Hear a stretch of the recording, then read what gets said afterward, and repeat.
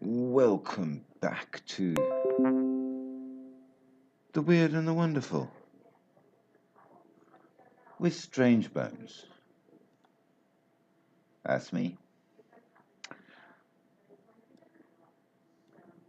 And it is a freezing night tonight. Welcome to Stefan and Banana, Amber, and Angie. Good to have you on board. As we get started, goodness gracious, the weather has changed and there is much freezings going on. I hope you're all warm and looking after yourselves tonight. As we get going, I will remind you that we have but one rule on this channel, and that is don't be rude. You can agree, you can disagree, you can like, you can dislike, you can give your comments. We welcome your comments. But if you're rude and disruptive, we will give you the boot. Other than that, PhD Cloud, welcome. Other than that, we are more than happy to have all sorts of opinions. We have people from all different religions, races, and more that join in. So we are very glad to have you all. Hey there, Yasmin. We like to have differences, and the aim of this channel is simply to satisfy our own curiosity about things and to enjoy ourselves. As long as it is weird and it is wonderful, then we shall find out more about it. And that said,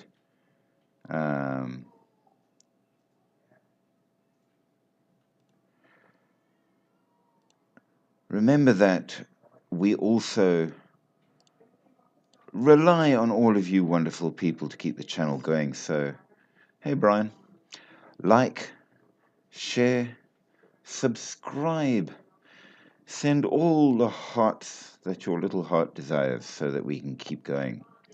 Now, we've been running around the world, as we always do, looking at our topic of choice, which at the moment, thank you so much for that, is archaeology and architecture. We've come up with a number of interesting things, and so far one of the things that we have most particularly discovered is that the established history, such as it is, doesn't always make sense. Sometimes we find anomalies, things that we are told are supposed to have been one way, but the evidence seems not always to give us the whole picture.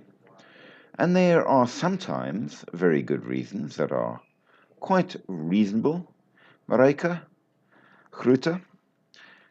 Sometimes, however, it is not as obvious what the reasons behind may be. And of course, because after all, we do this for the weird and the wonderful, because it is amusing in that regard. We will look for the weirdest possible answers just because it's fun. Tonight, the country of choice, Christopher Bev, welcome. Tonight, the country of choice is going to be Russia. And we shall see what interesting things or just weird things we can find there. I am very much hoping that we will be joined tonight by some people who did send in a message to tell me that they have got some questions and things to add to the conversation. Hey, Rach. So hopefully they will join at some stage and add to the interest and commentary and more. So that I think is going to be a good one, an interesting one. So if you like things that are weird, wonderful, or just plain interesting, stick around and hang on and see what there is that we can talk about. Melissa, welcome. So, Russia. In terms of countries, Russia is one of the biggest in the world by geographical uh, dimensions. It's certainly one with a very long history and a very current history in all kinds of ways. And that seems to have come up, in fact, in the research that I did for the Weird. So let's see what we can find. So, Russia is home to an array of mysterious architectural sites from ancient necropolises. Is it necropolises or necropoli? I don't actually know. That's a very good question.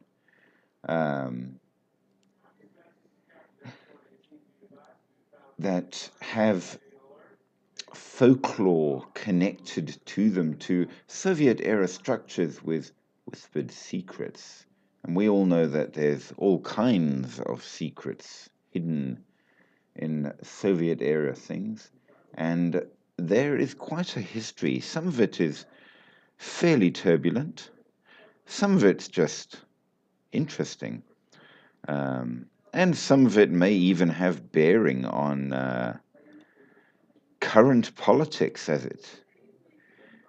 it seems there is more to things than we realize. Placeholder, welcome, sir. How are you this evening? Are you in fine and fabulous form?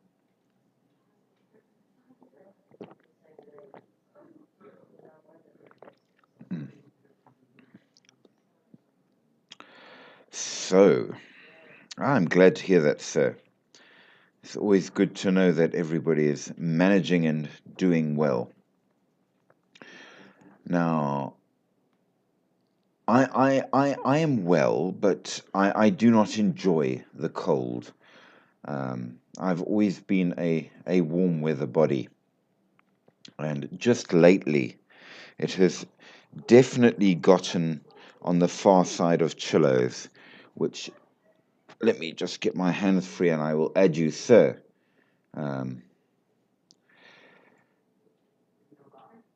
Yeah, no, I don't do well with the cold at all. There we go. Good stuff, good stuff. Sir, how are you? Good. I'm very good. I'm just excited for the conversation for today.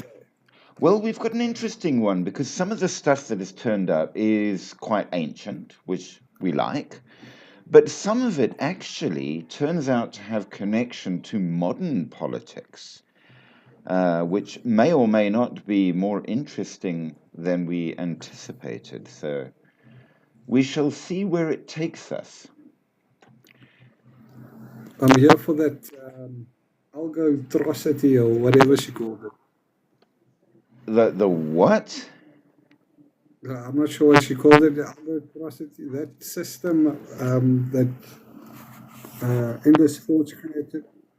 Oh, yes, of course. Yes, yes, yes, yes.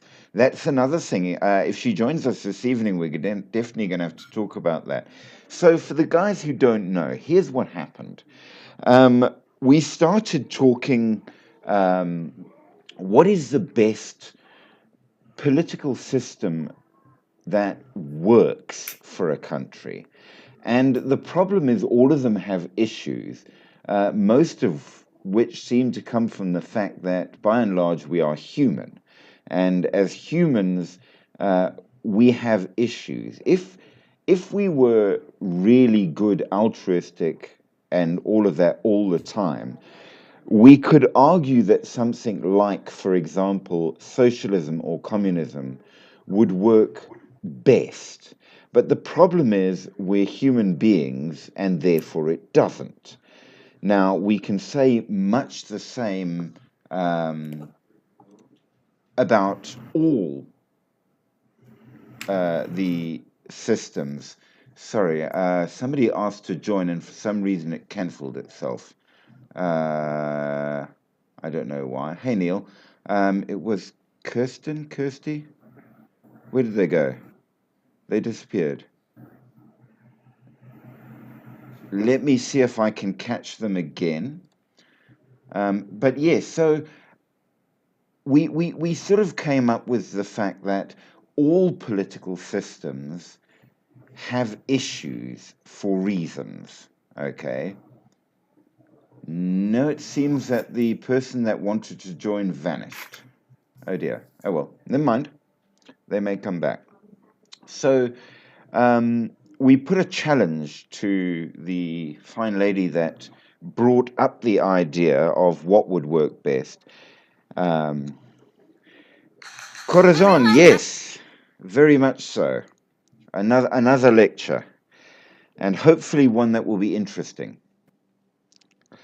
So the challenge was come up with some entirely new system that might work better than any of the ones that we have in the world so far today. And she said she would give it a bash and see what she could come up with. So if she joins us later, hopefully we will get an answer there, because yeah, I'm quite kind of keen on that.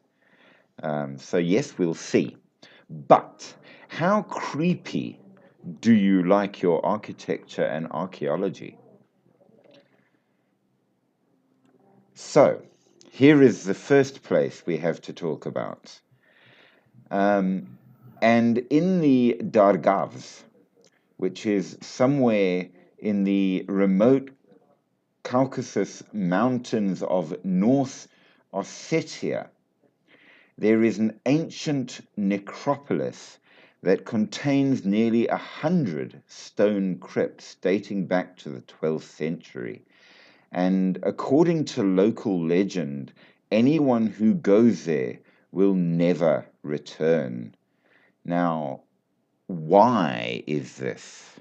We will have to see what more we can find out. Now, part of the weirdness about this rather creepy space is that despite the fact there are no navigable rivers around and it's nowhere near the coast, most of those that were interred there were buried in small boats. And Endless Thoughts has arrived. Welcome, my dear. I hope that you are having a fine evening, and if you would like to join, you're more than welcome. Did you manage? Thank you for the hearts, my dear. Did you manage to come up with a political system to replace all political systems? I've been trying to think of something myself, and I've got to admit, I didn't get beyond the idea of a logicocracy. But I realized afterwards there are serious issues with that as well. So a logicocracy probably won't work, despite my attempts to figure a way around. So we shall see.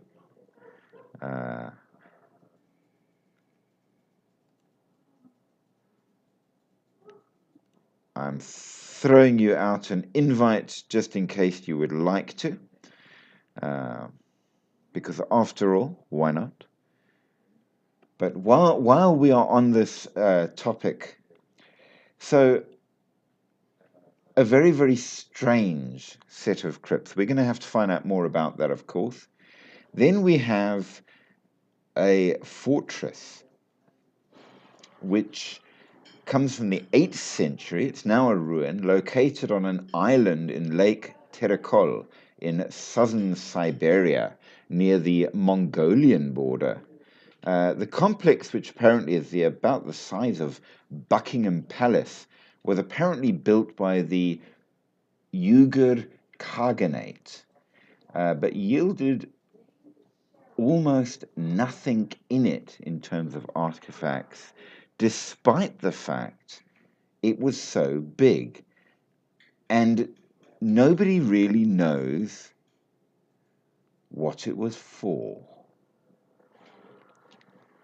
Oh, why? Okay, so here was my theory. Okay, talking about the idea of a political system that hopefully would work. So I thought the the obvious choice is something that is based entirely on logic.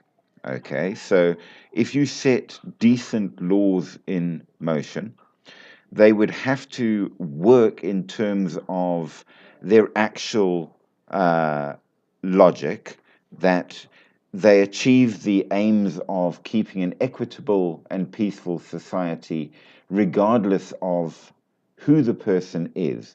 So once a law is set in, there is no level of favoritism due to any reason, that everybody has equality in law, which to a certain degree is what democracy was supposed to do, but this would apply equally and across the board. But at the same time, it works by strict moral code that is not dictated to by outside consideration. So it doesn't matter who you are, the rules would be the same. The theory is good. The reason it doesn't work essentially is that you would need to have a level of dispassion.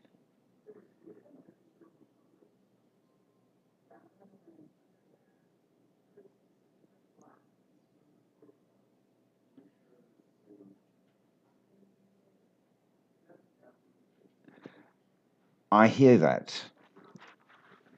Okay, so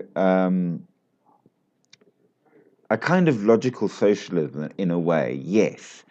That would make sense. No problem, my dear. As long as you are still in fine form, you look after yourself. We'll chat when we can. Algo socialism, that's the word. That's what she was talking about. Algo Yeah, no, social. yes, I spoke to her yesterday. Is she still on? No, she has to run, unfortunately. I hope everything's all right. And Algo she's socialism. obviously, but yes, kind of a socialism, but one dictated by logic. Now, Yeah, in that's the where algorithm comes in. yes, That's what now she said. here's the thing: you could, in the modern age, run that kind of thing largely via AI.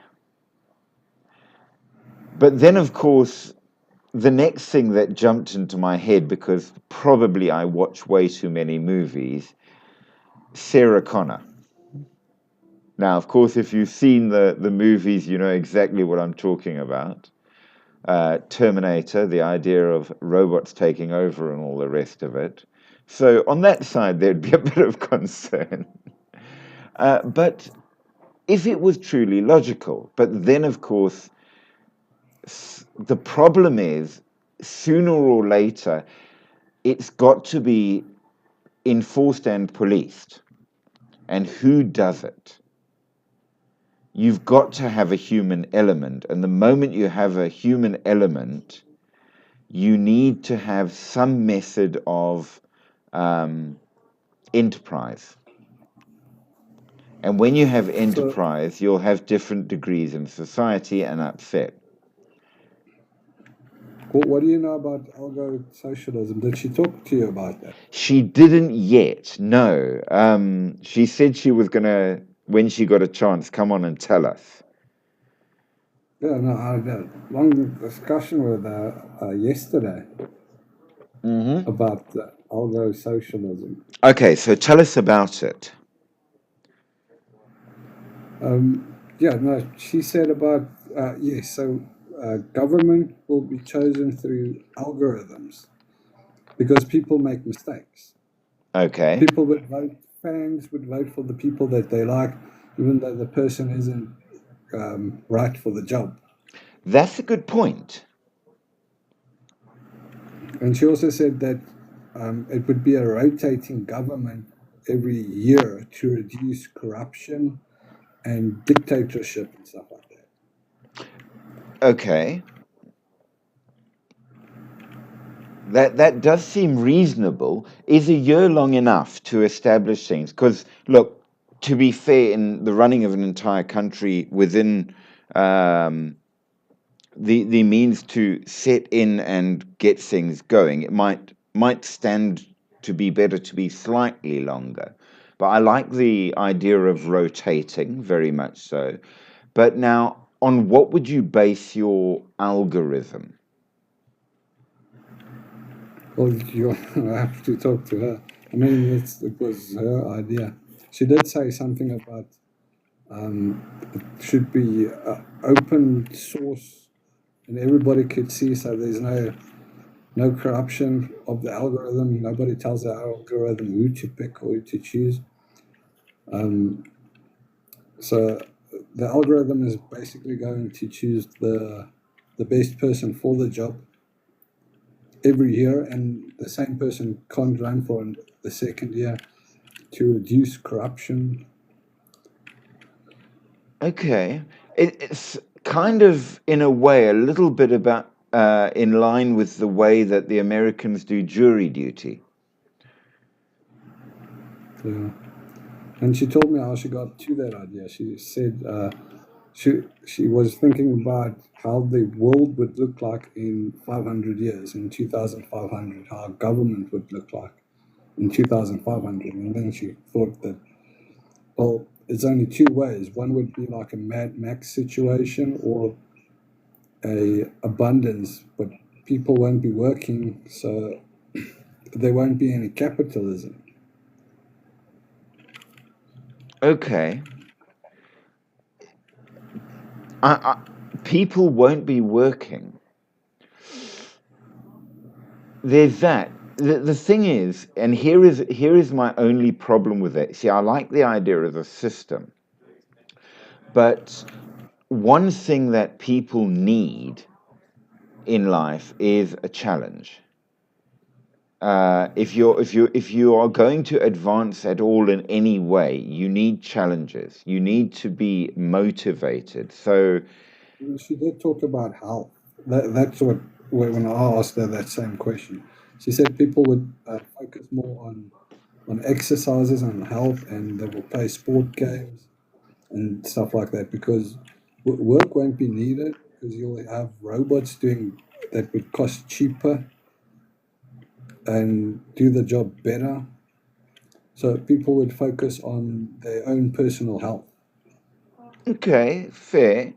Um, so in a way, it would have to work alongside a kind of meritocracy in order to manage and control populations and what people get. Mm. How would everybody receive exactly the same, regardless? Well, that's why she brought in socialism. She said something. What was it? The government is going to give robots to people, saying every household is going to have robots and stuff like that because of, I don't know. It's an More interesting point complicated. because then the other side of it, if the robots are doing the work and you're choosing by algorithm, but people aren't working, how would I be able to figure out whether or not you're any good at anything? There would have to be some kind of a system of me to test you against everybody else to say yes, you're the better choice to lead than the next guy, kind of thing, if that makes sense. um, there would be a way. a need for you to prove your merit. No, I also asked similar questions, but it was more about education and stuff like that. And no, she went also deep into how they're going to educate people. And Um, also with it, you say to educate people, the question again would be then to educate you in what? Because if you're not needing to work, what's the point of educating you? yes, Yeah, you don't need education. no, or unless you say that all education would be in the soft sciences, philosophy, things like that, the ability to think and reason, in which case you're looking at something very similar, though slightly more high tech, to the old ideas of the Greek philosophers, whereby you would have a state run by philosophers, where logic, reason, thinking, and all of that is what is important and what gives you merit. Plato, Aristotle, Socrates, they all promoted those ideals and that idea of a system in many ways.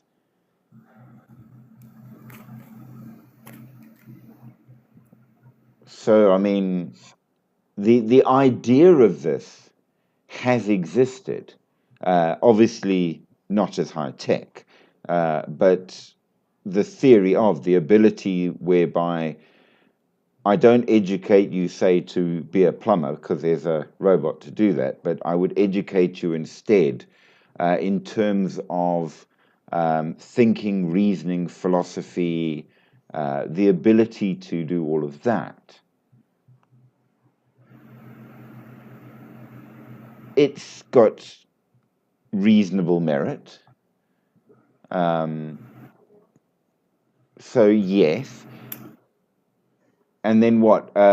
Have a committee as the runner rather than a single leader.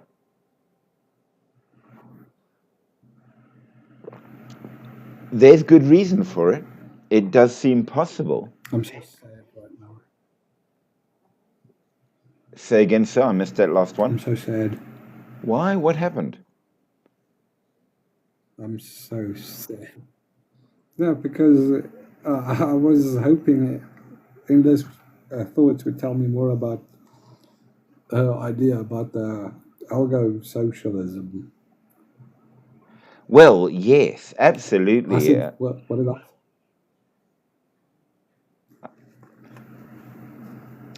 Yeah, I no, really do. endless thoughts. She gives me endless thoughts.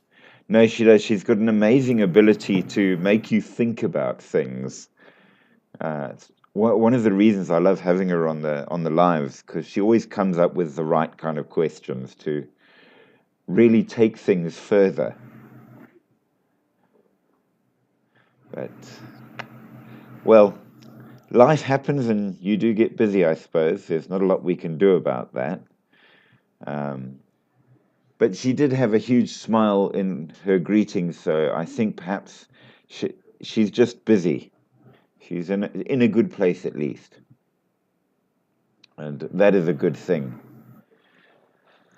But yeah, no, I think, well, we'll try and get her back again in future and get her to explain the whole thing to us, because it's definitely something that would be well worth talking about. And pity because tonight being Russia, which, as we know, uh, socialist, communist, all of those ideas have been done and experimented upon in Russia, and therefore it does um, pertain, if you will, to the country we're talking about tonight. So it would have been good.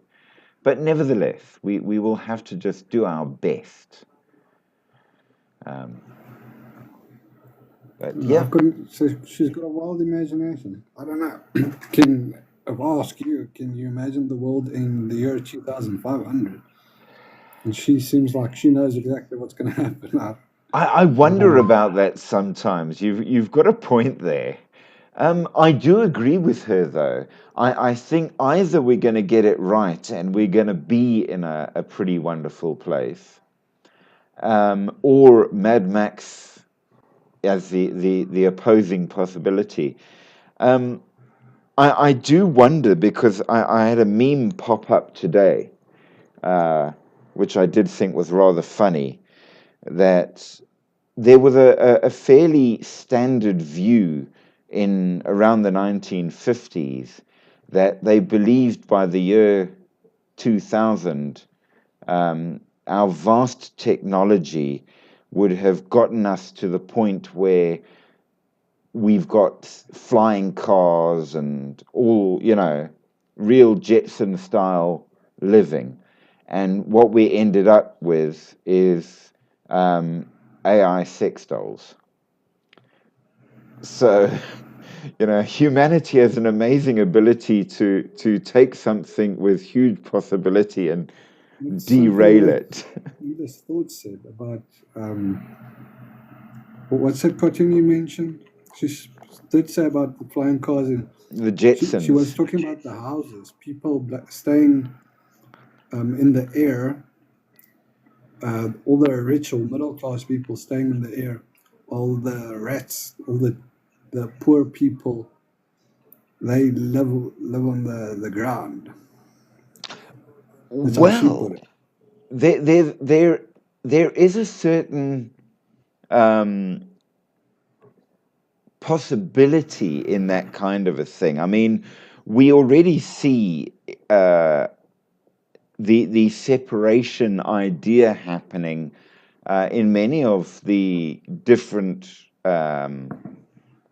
countries. I mean, we know for a fact that in the really big high rises in America, the higher you go, the richer the person is. And we know that there are places in tunnels under the cities where the really poor do live. So it's not unreasonable to think that people might try to do that, is it? I mean, Yeah. people really No, do. when I said rats, I mean I'm quoting her. That's what she said. She said the poor people are gonna live like rats. She also called them barbaric savages. These are the people that were lost or not taken care of, or they're not part of society anymore. Well, that literally has happened. That's the interesting thing. So, I forget which city it's in, but way back when they went, I'm trying to remember which city. I don't think it's New York, but they built this huge underground. Um, I think it was meant to be like water or sewage or something system, and then for whatever reason it wasn't needed, so they stopped building it. Okay, so this huge thing was built and it's there, and then they just built the rest of the city on top and carried on and carried on.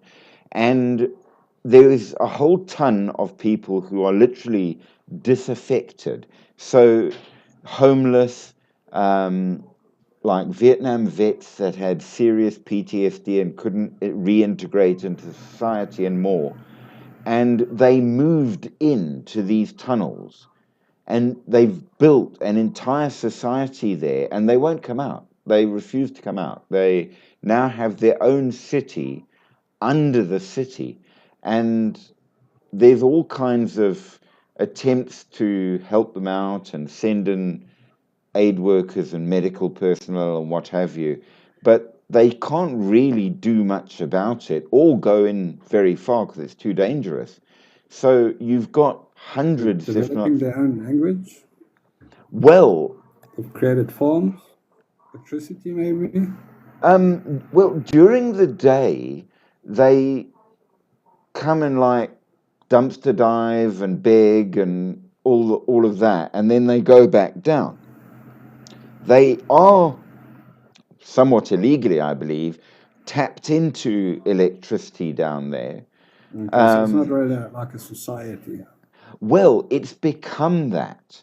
And anthropologists are sort of examining it to try and understand more about how it's developing and how you can have a society developing next to another society, because it is very different. And certain of the people uh, don't come out at all. And they rely on sort of internal trade systems, and I don't know how they feed themselves and all the rest of it, because literally they are underground. It's a very strange situation. And actually, I'm going to make a note. I don't know where I've left my pen now. I've put it somewhere safe, because we do need to actually go and check it out and do a bit of a chat on that, because there's a lot about it that hasn't been um, properly documented. So it's the underground cities in America.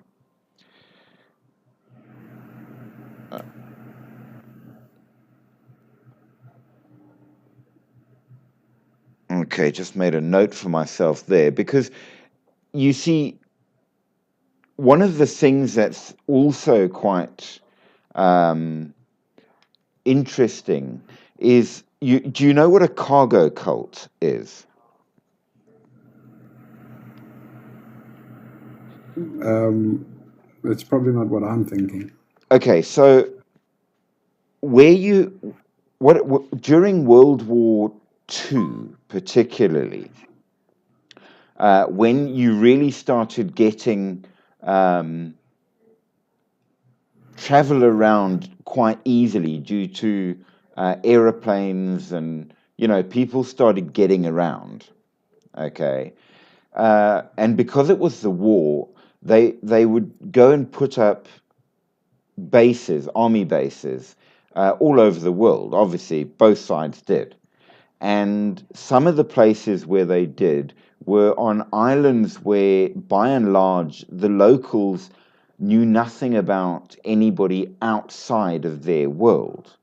So suddenly you've got this very high tech, um, very advanced race in a mostly primitive homeland.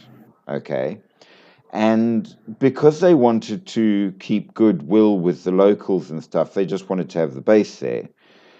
They would give things to the locals to keep them happy: food, supplies, tools, whatever. And when they then ended the war and the bases were closed, because they were sort of temporary bases, the locals had developed a kind of religion based around it, where they would build like mock-up bases to try and bring these strange gods back to get more stuff. So you had a kind of a religion developed out of a misunderstanding of what was going on, and they called them cargo cults. So that whole idea, where you've got an alternative development in a culture that's happened alongside another culture. Okay, now in a similar sort of fashion, when you've got people that are so disaffected that they are cut off from normal society, but still interact with that society, you get a very strange sort of dependency system, similar to a cargo cult, that somehow is very dysfunctional, but sort of works while the two are there. But if you ever were to split the two societies, the parasite society completely collapses. So, like with these underground cities, they don't have their own jobs, production, everything like a normal society does. They rely on begging or stealing or gathering the waste from the other society. So if ever that society became cut off from them, their society will totally collapse, just like a cargo cult, if that makes sense. So you've got a weird dependent society that nevertheless doesn't want to be a part of the society they are dependent on. And as you say, yes, will they develop their own language? Will they develop other things? They are mostly underground. They rarely come out. So, and usually if they do, it's at night. So one of the problems is medical issues due to lack of proper sunlight and things, which we need as living beings, as human beings. So there's a huge amount of things that might cause physiological changes, sensitivity to light, sensitivity to whatever, I don't know, um, weird diseases that can culture within that closed environment and possibly cause changes in people. There's all sorts of things. And Endless Thought's correct in referring to them as rats because, in many ways, it's a rat like society, parasitic and underground, relying on but not part of. So, are there issues that can develop, that will develop? Within 500 years, a lot can happen. And maybe we will see changes like that. The other side of it, of course, as well, and relating to what the initial topic was of, a political system that would work in any country, how do they govern themselves? Um, because they're not under the law of the normal society. They've separated themselves. So how do they manage? How do they govern? How do they keep peace? How do they keep law of some kind?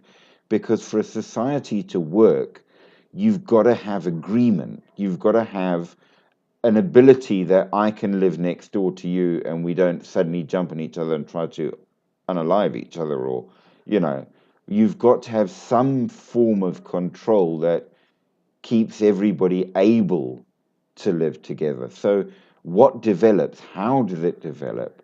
Why does it develop? If that makes sense. I don't know. What do you think?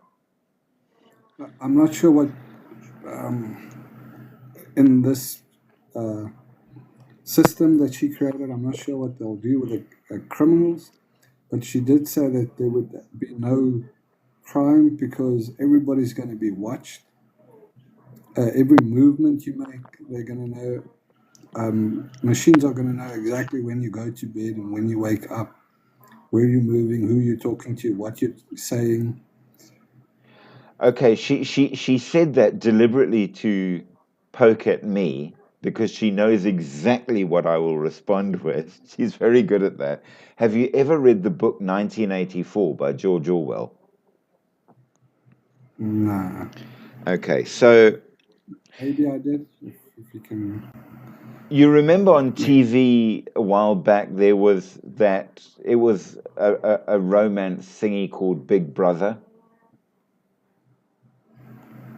and you would put the people in and they had to choose someone to well they were all people living in a closed environment in the house. They had to win somehow, and it was called Big Brother. I don't know if you remember that series. Well, No. the phrase Big Brother comes from the book 1984 by George Orwell. Now, George Orwell wrote the book way back, way back, 1940s, 1950s. Correct me if I'm wrong, anybody. I forget the date exactly.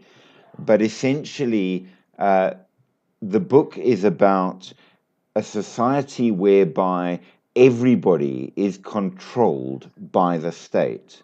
And the catchphrase of the state is Big Brother is watching you. And everything in this story is that you are watched 24/7, everything down to what you eat, when you sleep, everything is controlled by Big Brother. And it Yeah, was she said that computers, AI would know exactly what you're thinking, and they might manipulate you into to thinking in certain ways, and that's how they're going to reduce crime.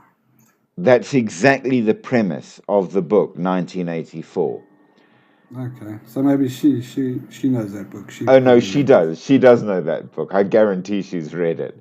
Um, but yes, so 1984 was in fact not just a novel, it was a political commentary aimed at the time at communism, um, but applicable to AI.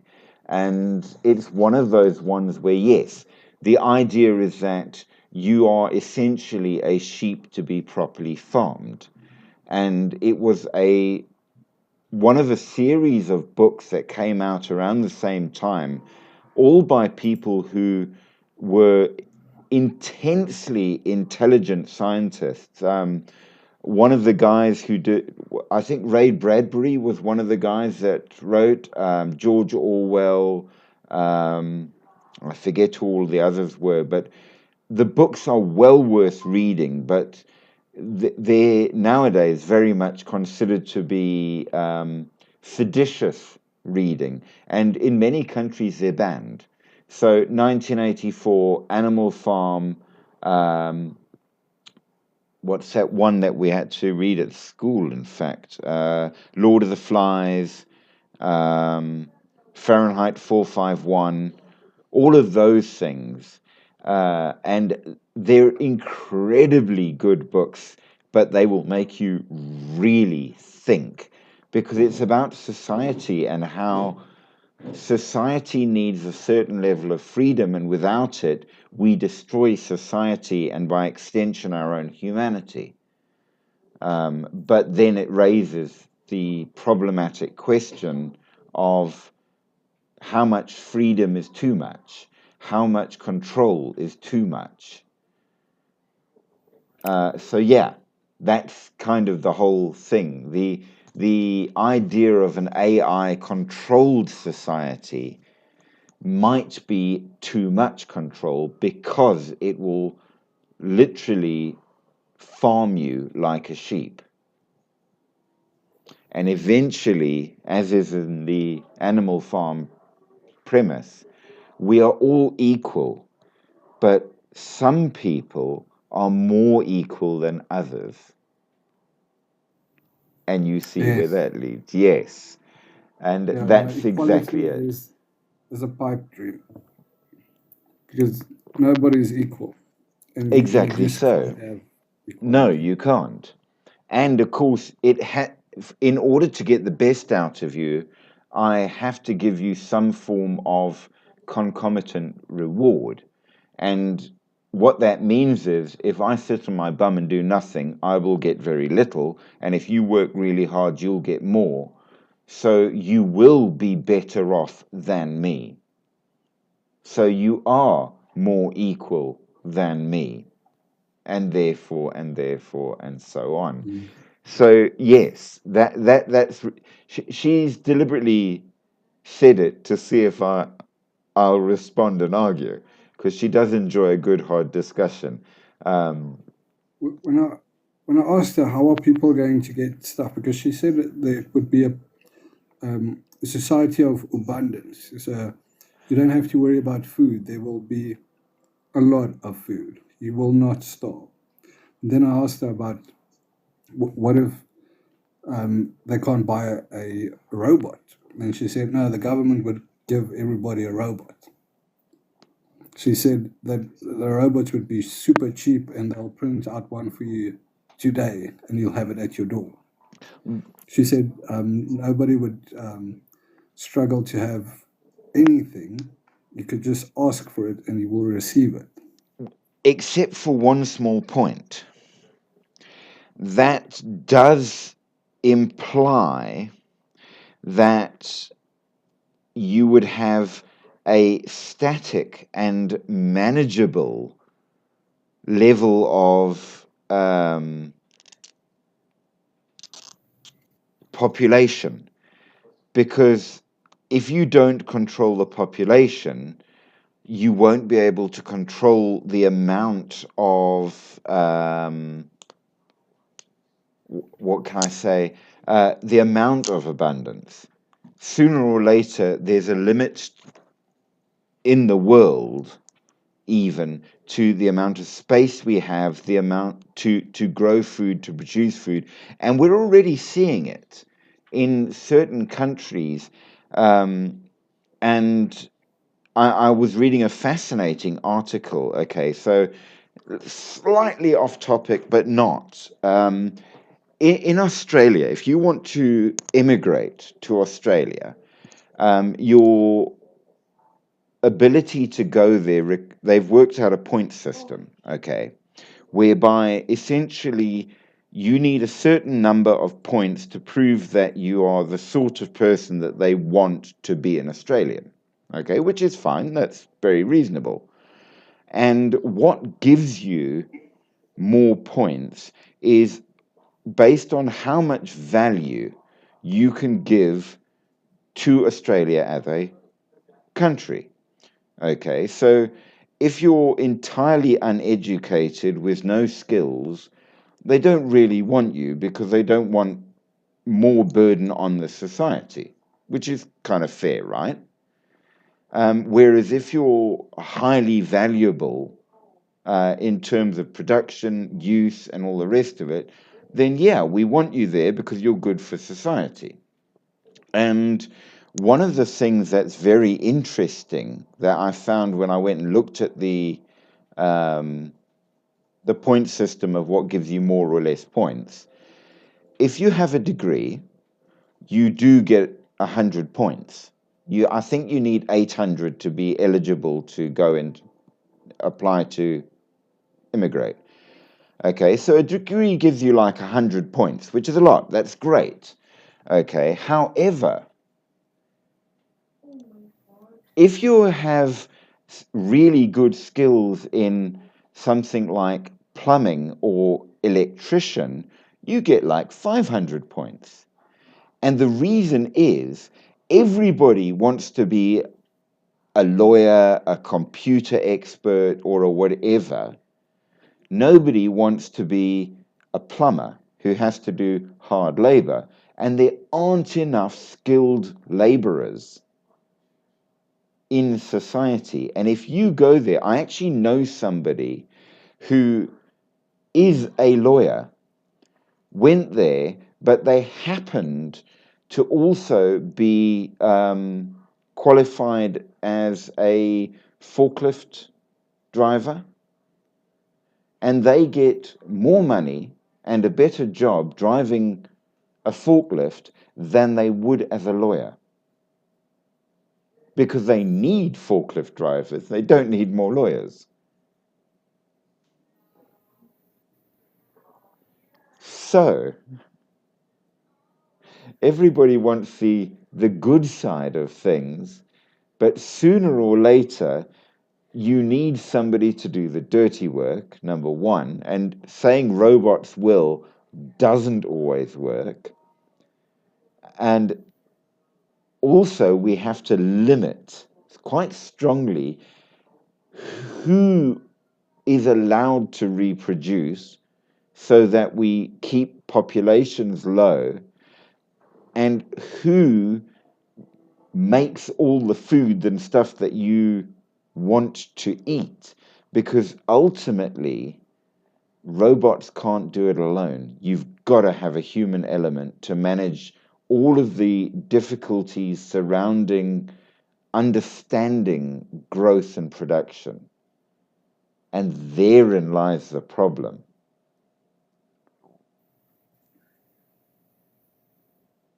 Which brings another point. Here's an argument back to that system.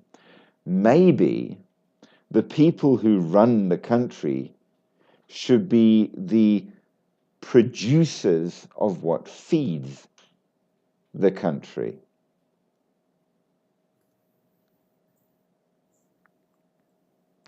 What do you think? I'm trying to think what she said because she did talk about food, and yeah, no, machines will make the food. She also said about towers of food in cities, and people would be living in towers. She said something about 2 trillion people. There's enough space on the world for 2 trillion people. There isn't, you know. We're Wow. already we're already way over that. So what Yeah, do we're we do about with the seven extras? 7 billion people. No, I did Mm. ask her about it, and she did say that people they're going to be massive skyscrapers. People would be living in the seas. There would be cities built on the top of the sea. Okay, fair, maybe, maybe. I suspect that hmm, they might raise problems with that. I'm not really sure, but yeah, you still sooner or later you're going to have to cap the population because one of the things that people don't realize about history, which I found really fascinating, is it wasn't that long ago when the earth was pretty empty. There weren't that many people. Um, I mean, okay, here's a perfect example. When we think of the great empires back in the day, what would be regarded as a serious city would have tops maybe 5,000 people. That was a major city. Now compare that to modern day New York. Major difference. There weren't that many people. The population explosion in the last 500 years has been epic. Now, if we gave us another 500 years, we're going to seriously run into trouble because bottom line is you can only build so much and take over so much before you're going to have to do such intensive farming and all the rest of it to produce sufficient food that it's going to be really difficult. And farming requires space, whether you like it or not. That is a truth. So I don't know. I mean, it's a nice idea,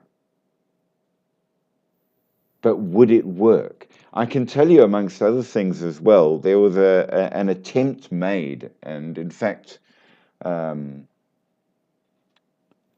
I was listening to a podcast about it the other night, where they wanted to build a 25 story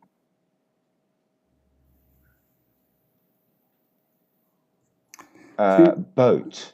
Yes, it was a 25-story boat that was a city boat. And they couldn't do it in the end for some reason. I forget why. But they people have tried this. I also think that yeah, 2 trillion people is too much. Even the population today is too much. But Yes. what Endless Ford said, she said, more people equals more abundance. So I'm not sure how that actually would work Ooh. if That yeah, that I would need to know a heck of a lot more as to how that would work. I don't think more people would bring to more abundance unless we're talking serious Soylent Green. Um, you really need to go and read these books because Soylent Green, for the rest of you, a book from about 1950s, 1960s, where everybody lives on a special nutrient shake. That's the food source. So you don't need to have all the rest of the production of food. And this particular protein shake is called Soylent Green. It's this green protein shake. And as the story progresses, it becomes apparent that this protein shake is made from poor people. Okay, it sounds So, a bit bad. oh yeah, but yeah, so more abundance through more people seems to imply a certain amount of Soylent Green. Yeah. Uh, and it probably contradicts if the people are going to be workers, then you can imagine then there would be a lot of abundance. But if there's going to be robots doing all the work, it, then there won't be a lot of abundance. Of No, and the you also you and I'm saying this with serious overtones, which you may find very suspicious and should. Um, we wouldn't need that many people then, would we? no, So what do you do with the extras? yeah, no, I'm Uh, worried about that. the So elite, I'll probably be an extra. but my point too. Yeah, me too. So the proper people, i.e., the rich ones, I've just been joined by a cat. The rich ones would be the ones that manage and do well and all the rest of it, and the not so needed ones could, of course, then be disposed of in some manner, Soylent Green. I'm Yeah, just because they saying, don't need it. you see. So human nature implies that there might be issues surrounding this. Apparently, it's very cold because the cat has decided to not only sit on my lap, but climb under my clothing. So, yes, if you see a tail pop up, that's because I've been catted. Show me your cat. The Munchkin, she doesn't like being picked up, but I will attempt to move the camera slightly. Let's see if you can. Da-dun, da-dun, da-dun. Can you see her? Yeah. That's the Munchkin. She is very insistent. When she wants attention, she wants it now. And when she wants snuggles, it's because she's cold. I've also got a cat that looks like that, but never snuggles, always hides away. Only comes to get some food and then disappears the whole day. I know this one snuggles entirely on her terms. If you think you can pick her up, you can forget it. Mr. Fax, hello.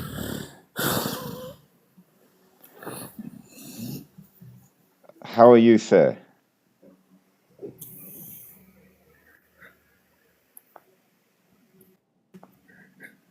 Hello?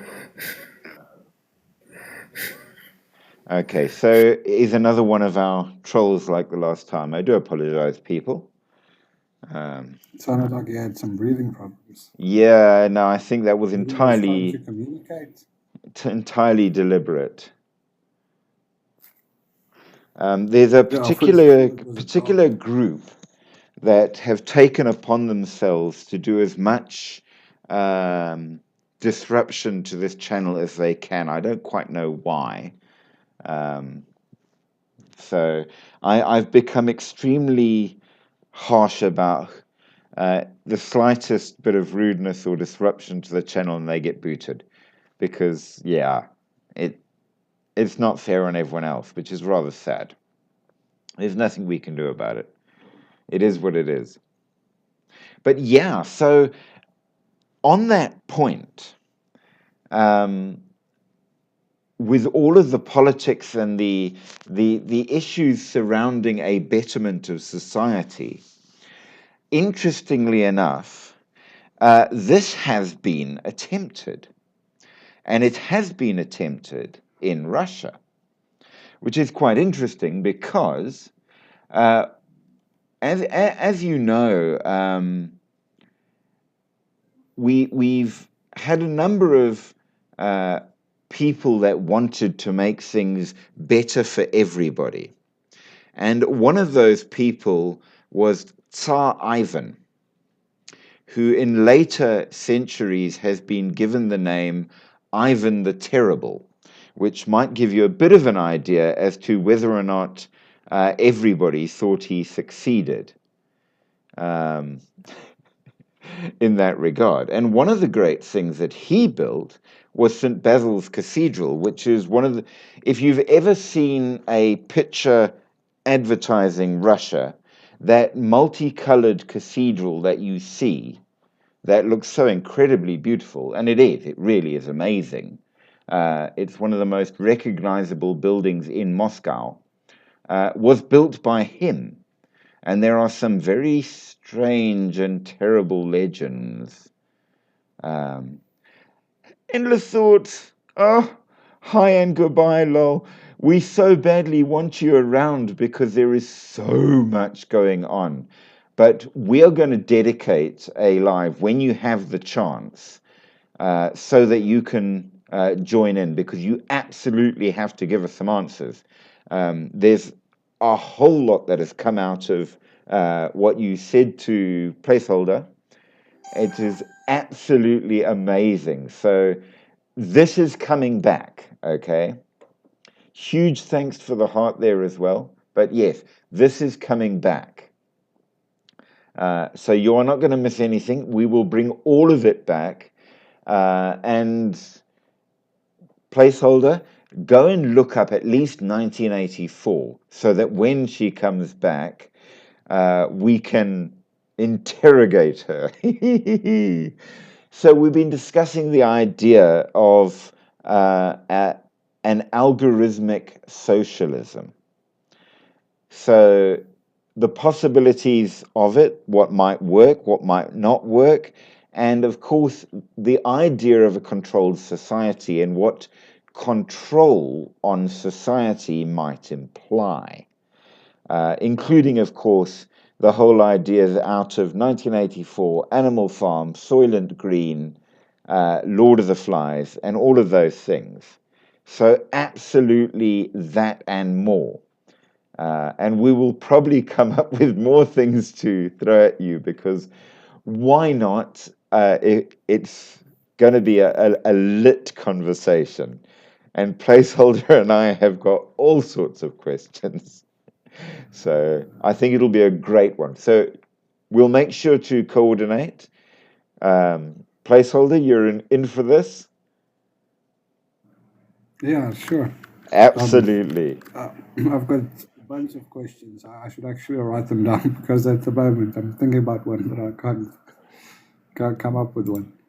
Absolutely. So it's all going to be around the idea of a managed society and what does best for it. So there goes for the future. Guys, hold on to the idea. We're going to do that. We're going to do it good. And we will do it with you, Endless Thoughts, because it was your idea and it's a brilliant one. Okay, so for the future. Rediscover that your heart beats. Mr. Fax, I do hope that it does. Okay, so with that, let's move along a little bit and see if the idea of any other structures did work. Now, as we go along, there's a number of interesting ideas. One of the problem buildings, which comes out of the Soviet era, is the Academy of Science headquarters in Moscow. Why did it take so long to build, and why does it have special facilities? So we're going to check on that as well.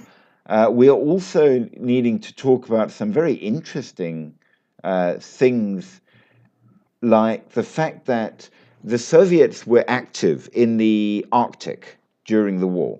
Absolutely. Social algorithm. I love that name. Write that down, people. We are going to talk about that. So 100%. I love that word. Social algorithm. I love it. Brilliant. You're in, you're done. So, for the future, social algorithm, peoples, if you can come up with any good ideas, make sure you join on that. Enjoy your night, my dear. I hope that you have the best evening ever. Uh, I'm Bye looking bye, forward to Crystal. this. Yeah, cheers, Crystal. Have a good one. Bless you. So, So she changed the name. well, No, it's the same name, right? it's the same name. She just did it in text speak the last time because I really don't know why TikTok's got such a funny blocking mechanism on their thing. They do. And it seems to be an AI run thing, which makes it weird. Is what it is.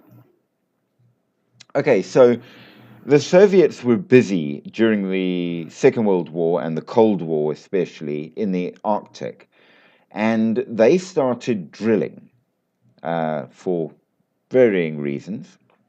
And then all of a sudden, halfway through whatever fairly ordinary thing they were about, I think they were after oil, the drilling was stopped immediately and the hole was sealed with a metal cap, and nobody knows why. And legend has it, whatever they drilled into screamed. So I did tell you this was going to be creepy, right? The next interesting thing that is a building that they wanted to make to show the advanced science and what have you. And they built it in the 1970s. It's called the Shishka, the roundhouse.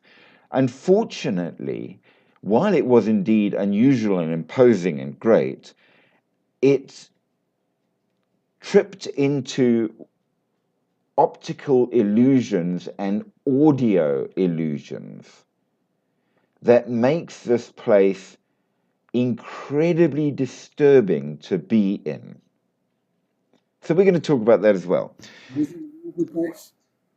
Say again. The name of the place? The name of the place is Shishka, Shishka. It's the roundhouse in Shishka. Moscow. Shishka. So it seems that while they intended to make a sort of ultra modern um, apartment block, the very building itself, the way it's designed, makes it disorientating. It wasn't intentional. So we're going to talk about that.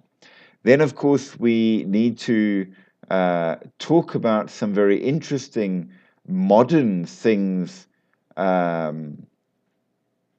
that have sort of gone kind of weird. What started out as, a good social event, the Arkstoyani Festival, uh, which is an art festival in the Kaluga region, that it's got temporary buildings that people put up that are art based.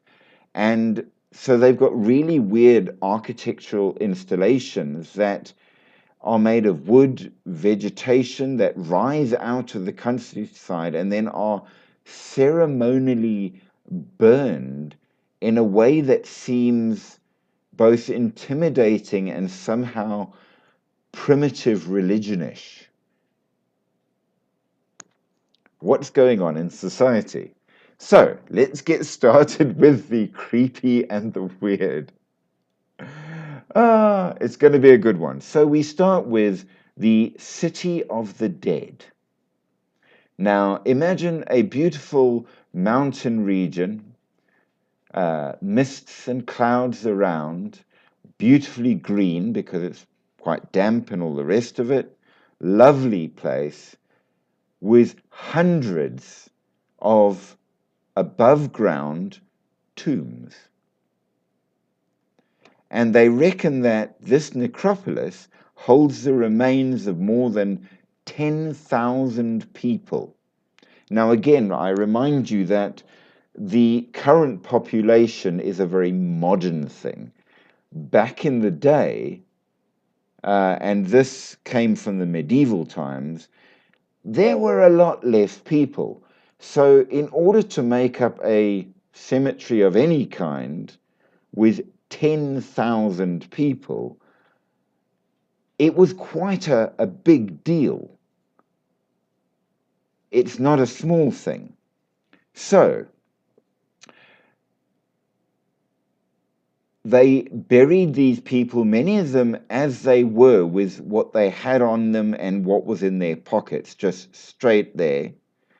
And this graveyard is just over the border from Georgia, which back in the day, borders were dodgy, so Russian, Georgian, hard to say. The date of its construction is still a bit dodgy, but around the 16th century or earlier, maybe back to the 13th century, so well back. And it's mostly farmland in that area. So again, even less people because farmland takes up a lot of space. And they reckon that during the Mongol Tatar invasion, locals living in this valley of the Caucasus began to create above ground crypts to conserve space, and that the city of the dead was created to deal with that, or possibly for religious reasons by migrating Sumatrans who settled in southern Russia, who had religious reasons for above ground burial. But so many people in these little beautifully made above ground crypts, very well preserved corpses that, because of the height of the mountains and the thinness of the air and more, they've barely decayed, or maybe for more creepy reasons. We're not sure. But why so many? And the ideas thrown around include that it could have been plague epidemics, it could have been the attacks and the wars that seem to imply that might have been a thing. Some say that it was actually the living that moved into the crypts as they waited to die, as they were quarantined away. But here's the question: why buried in boats? You're in the mountains, there's no rivers, you're not near the coast. There are even oars next to these boats that they are buried in, and they're little boats. They're basically a small coffin made to look like a boat type boat. So is there some strange belief behind this, that it was all about having to cross the river of the dead or something like that? It's a 1.5 hectare cemetery, which is pretty large, especially for something of that time. And all we know is that it's immensely beautiful and very, very creepy. So there you are, an entire city built for the dead. But we have more. The next interesting place is in Siberia. And as we know,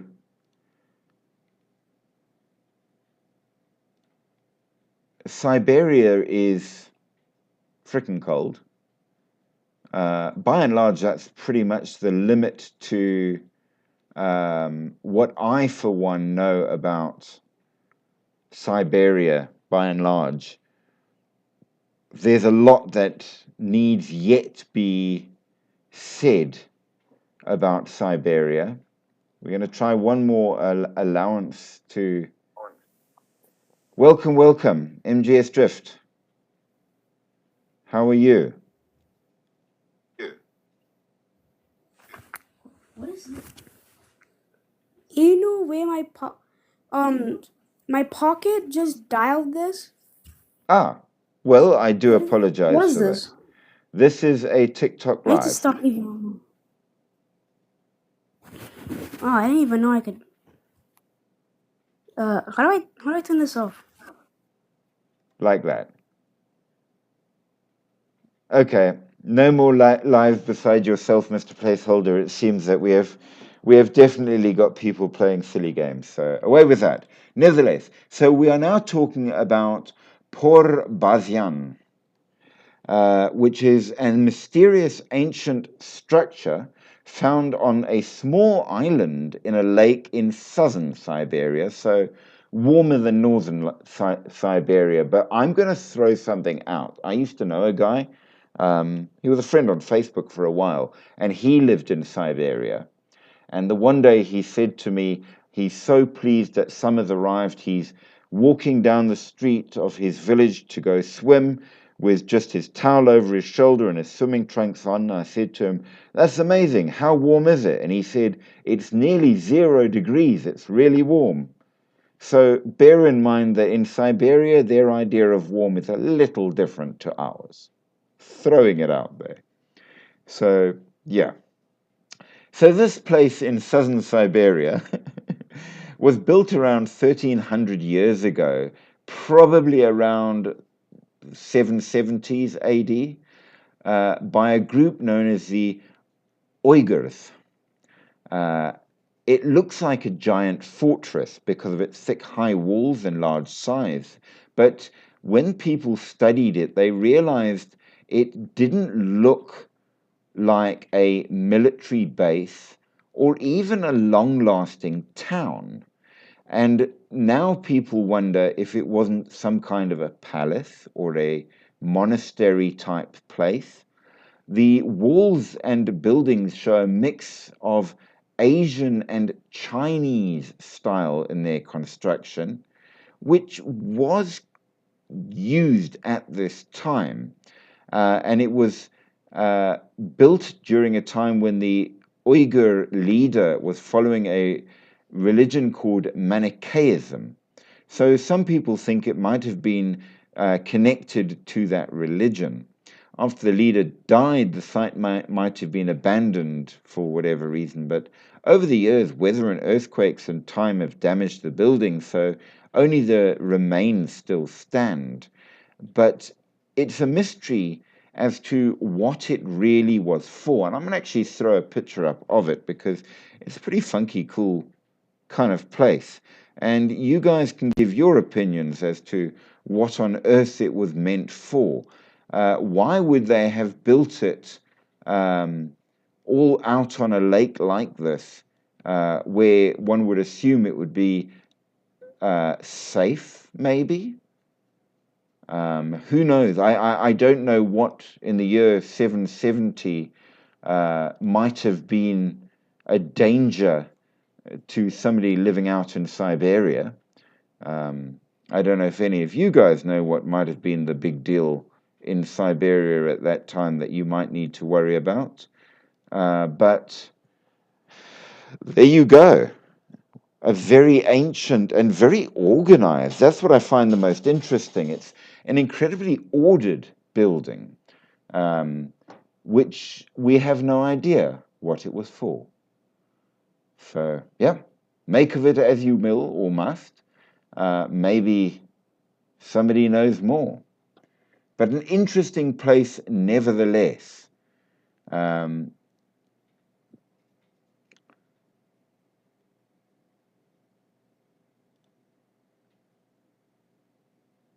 Now, some people say it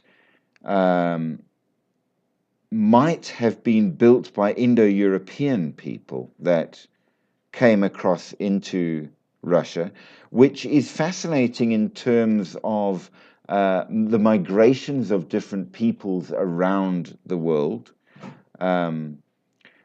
it's possible that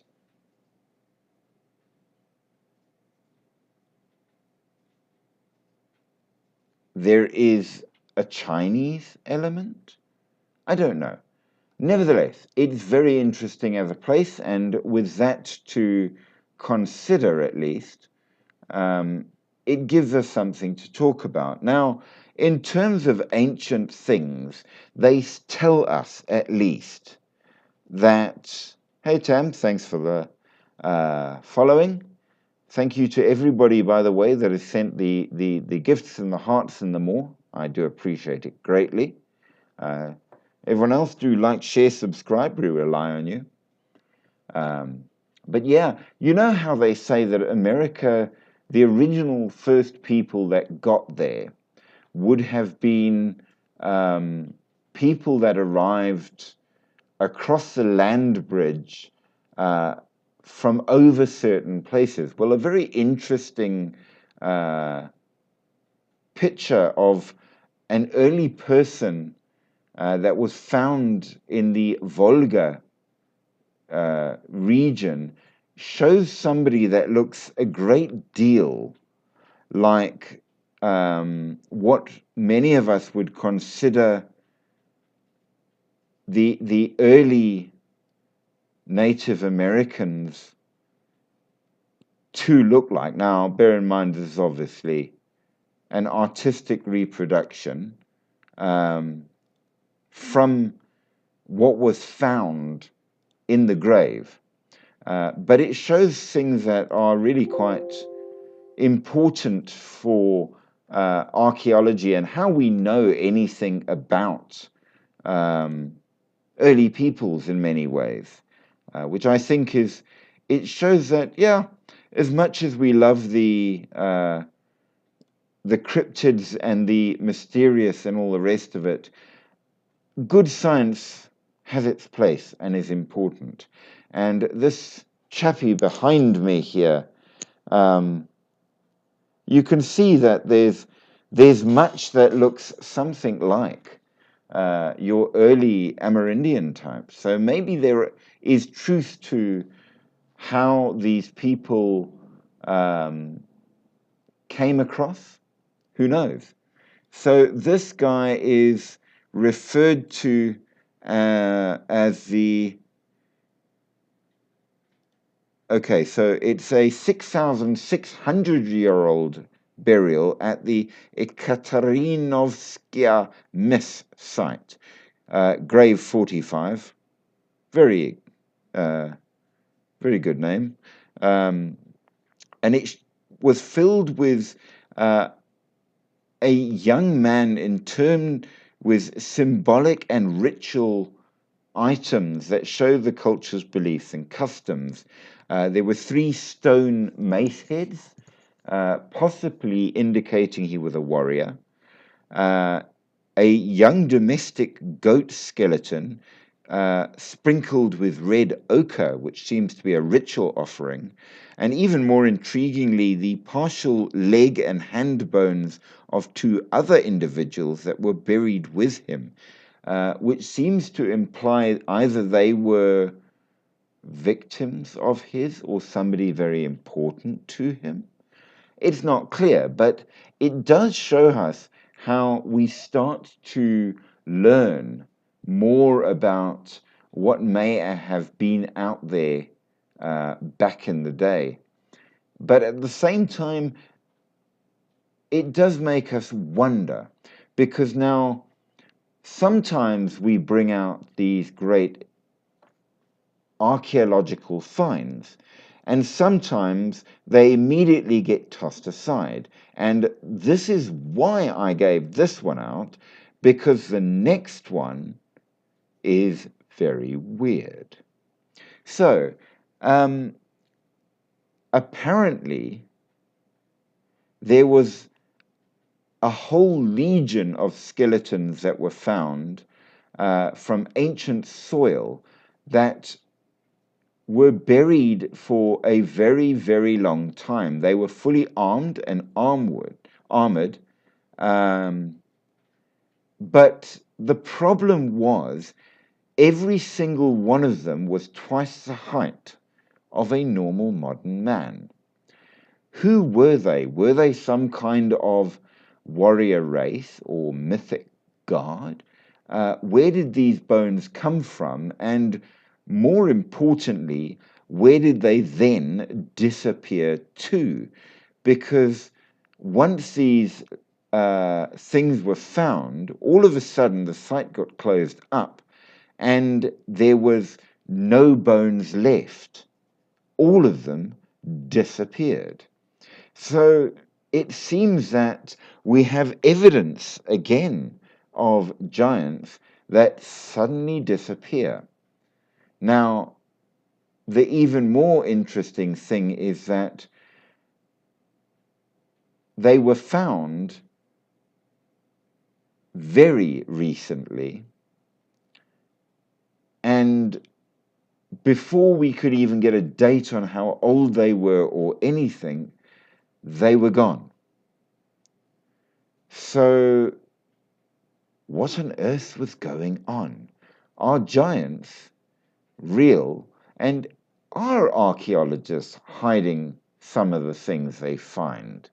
Because we do have a lot of questions about archaeology, do we not? But nevertheless, let's look at some more interesting, weird things. According to a very interesting report that was done that I was reading about, there are many ancient secrets in Russia. So, Russia is big. It spans 2 continents. It covers all kinds of landscapes and has seen thousands of years of many different people and cultures coming and going, building, fighting, burying, really weirdly cool stuff. And this gives us a lot to talk about. Now, one of the things that they found, which gave us a lot to talk about, is yet another new human. Now, in our last live, if you were part of it, you will know that we discovered that hobbits are real. Now, we've been trying to find out if giants were real. We seem to have a conspiracy covering it up, but hobbits were definitely real, and they don't belong to either Homo erectus or Homo sapiens. Well, now we have the Denisovians, which are yet another kind. They are not Neanderthal. They are not modern human. So this blows your mind quite a bit. They were found in a random cave in the Altai Mountains, which is known as the Denisova Cave. And initially, they found a finger bone and a couple of teeth. And they brought it back and checked it out.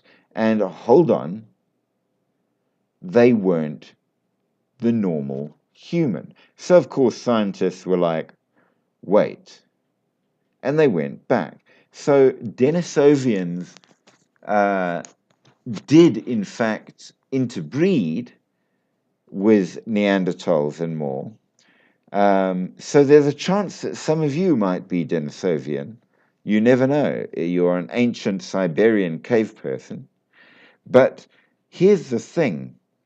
Some of the layers inside this cave go back 300,000 years, which makes no sense at all because there shouldn't have been people that far back.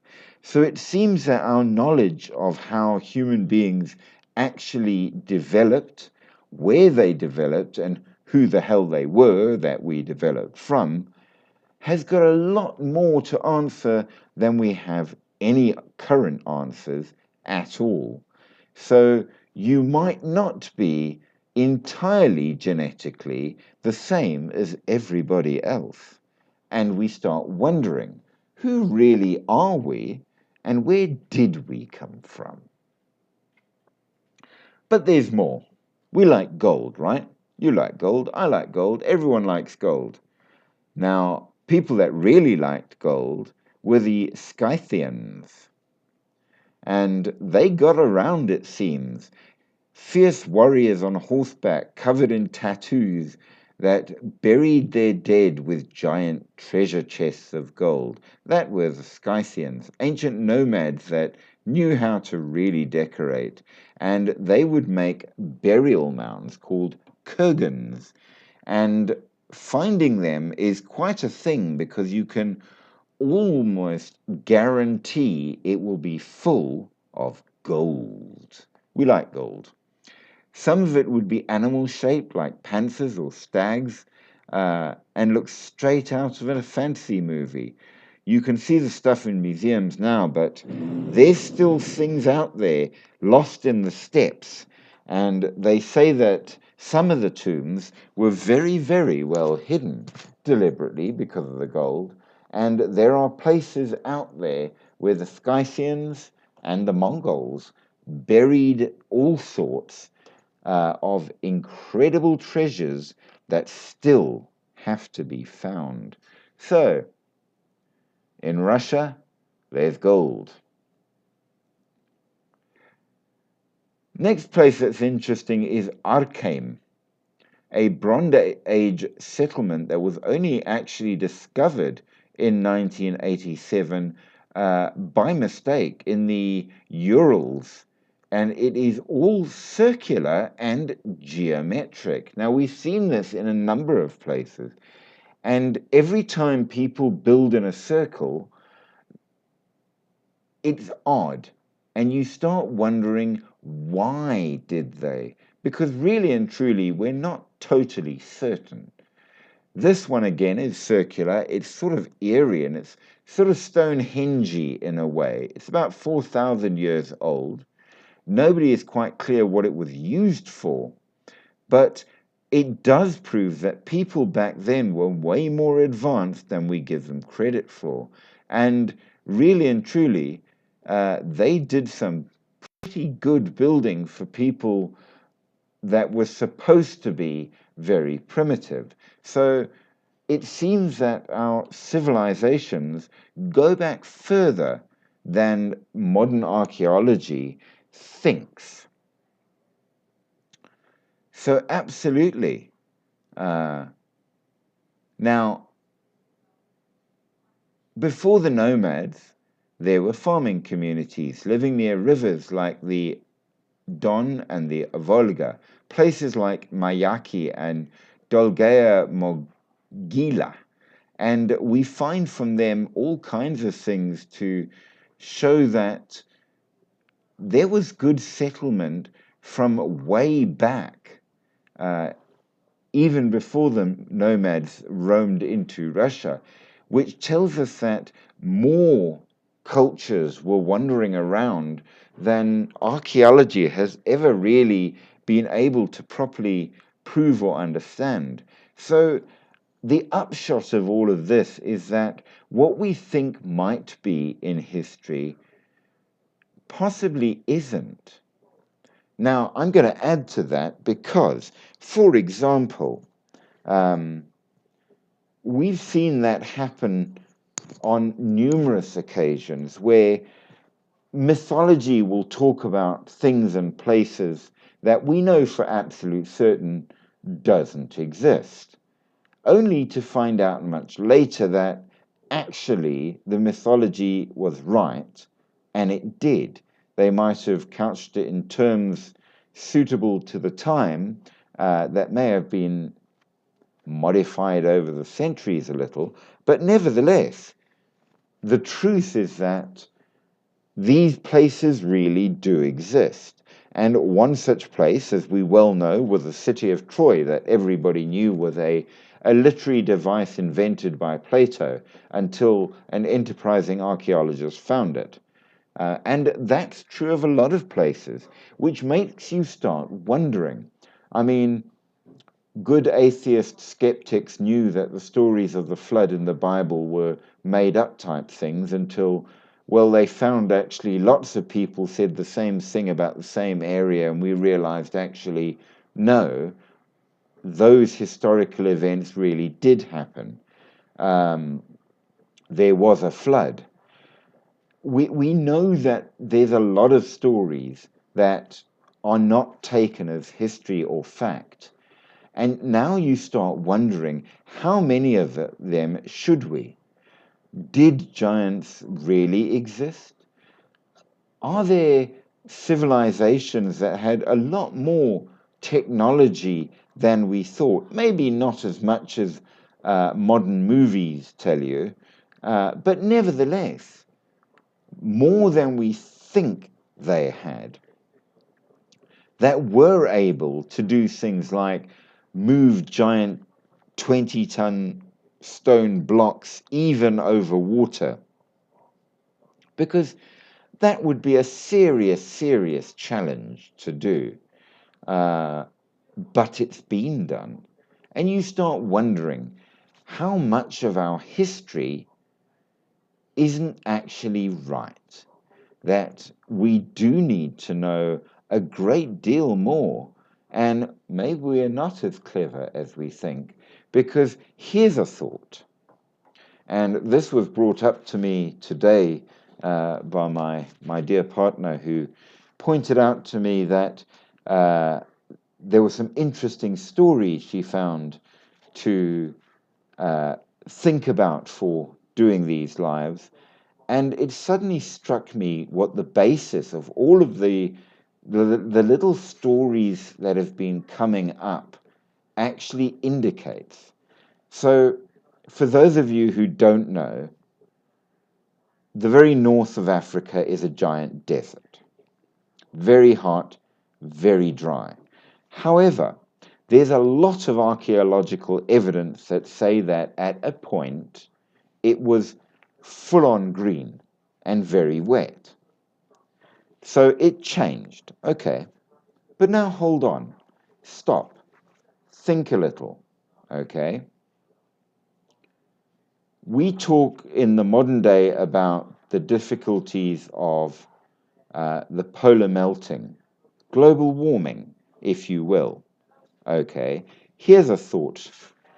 When the polar ice caps freeze, they draw a lot of water up into the polar caps. When they do that, land which is currently underwater will become dry. Now, this isn't a fast thing, and it lasts for quite a long time. I mean, we're talking hundreds of years before the polar caps melt again and the water levels rise. We're in the melting stage. Okay. Does this mean that it's actually cyclic? That in fact, we go through a cycle of ice age, hot age, ice age, hot age, that many great cities and things might be underwater. And we haven't found them largely because they're flooded and we didn't look for dwellings there. And especially if there were large amounts of wood and leather involved in the construction, and small items like arrowheads, you'll never find that at the bottom of the ocean, either because salt water will degrade it or because size makes it too small to find. But if we could, how much is down there that we know nothing about? That if the polar caps froze right up and drew the water up into the caps, would literally be there. Has civilization risen and fallen time and time again over the centuries? Hey, endless thoughts. Has it appeared and disappeared multiple times that we've reached true civilization with great technology and all the rest, and then bam, things have gone south, polar caps melted, flooded us out, most of humanity gone, and then we managed to survive with a few, and then the earth rebuilt itself in a way. Civilizations had to start from scratch and rise again until the next ice age hits, and the earth is cleansed, and then we start again from scratch as they melt again, regreening of the earth, changes in environment and more. Maybe it's a natural thing that happens all the time, and that's why we have such strange mythologies about things that we never realize did really exist just before the last cleansing of the earth. The Mayans talk about it.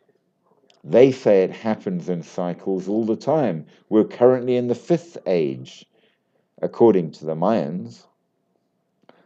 We see a version of it in Egyptian mythology, in the Bible, in all kinds of other mythologies out there.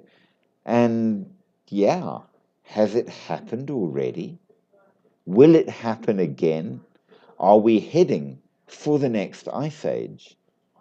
As global warming floods us out and cleans the earth, will then that change the atmosphere sufficient to allow an ice age to happen, draw things back, and allow civilization to start again? It's a thought, is it not? I don't know.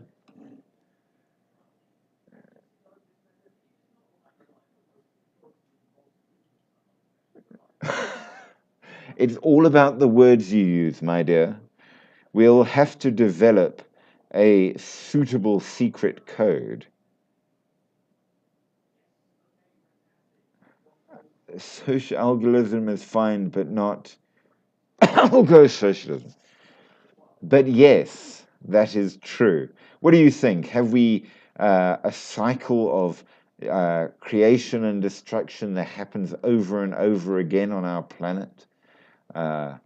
Who's to say? Now, one of the very interesting things that are nearly 1,000 years old are a bunch of letters that were found written on strips of birch bark. Ordinary people letters, things like remember to buy salt and so on, like ancient texts that were found in Novgorod showing that people wrote and did all sorts of things because they had to get things done. And people have been busy doing civilized living for quite a long time, it seems. But what else can we say? Well, let's come forward to the bit that I promised, because after all, I promised it.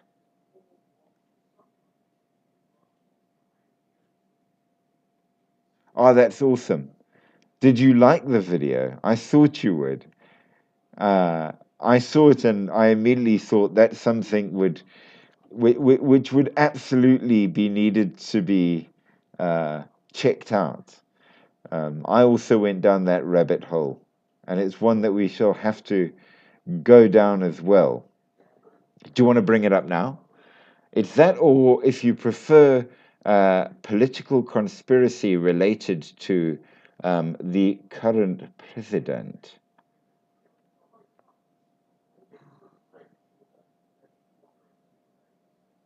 Let's do the president first, and then we can take things on. So, sea salt found in the desert. Yes. I can tell you for certainty that in the middle of the Kalahari Desert, which is quite, or Kalahari as they're supposed to say it, there are whale bones and seashells. We know in the deserts right in the north, there's a city known as Punt, which everybody knew was a complete myth. It never existed, though it was mentioned in the Bible. It was mentioned also in Egyptian records. And then we realized that at a point there was more water running through there, and the Nile River actually flowed the other way. But now, because all of those tributaries don't exist anymore. Only the end ones, the Nile reversed its flow. And where those rivers once were was a powerful kingdom that proved to be advanced enough to even be a threat to Egypt, who was the big dog of the time. So Punt really existed, and there was lots of water, and it was green back in the day. Sea salt in the desert shows that parts of the world were underwater, and if the polar caps melt more, may well be again, which means maybe we are in a cyclic whole thing, and coming soon to a world near you is going to be massive flooding.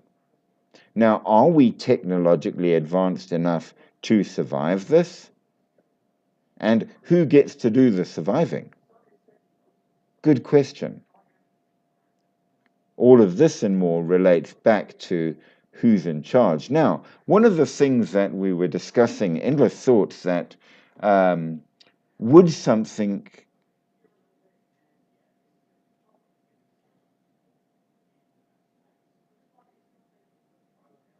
well, the world doesn't stand still. You're absolutely correct. And here's the other thing as well.